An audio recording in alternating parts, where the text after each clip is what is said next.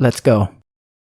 Most anglers think losing fish is about bad luck, eyes. But honestly, a weak jig hook knot is usually the real reason. And the crazy part? Most people don't even realize they're tying it wrong. Because when pressure hits underwater, everything changes.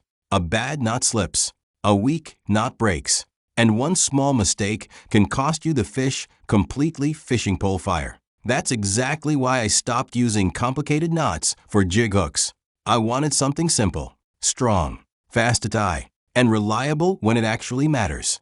Because honestly, nobody wants to waste time tying a knot that still feels unsafe, especially when fishing pressure gets serious. That's why this knot caught my attention. Not because it looks complicated, but because it doesn't. The setup stays clean, the hook sits correctly, and the connection feels much stronger compared to many common tying methods.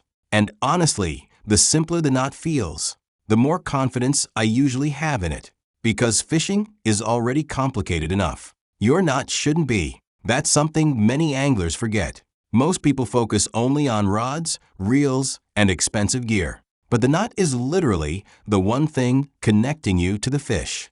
And if that connection fails, nothing else matters. That's why I always pay attention to how the hook sits after tightening the knot. The angle matters. The tension matters. Even the way the line exits, the knot changes how the jig behaves underwater. And small details like that make a huge difference, especially with jig fishing, because movement changes everything underwater. A clean connection creates better action. Better action creates more attention. And attention is exactly what triggers strikes. That's why I prefer knot setups that stay tight, simple, and natural. No unnecessary wraps. No messy shape. No complicated steps. Just a strong connection that lets the jig move correctly underwater. And honestly, once you learn an easy knot like this, it becomes hard to go back to complicated setups again. Eyes.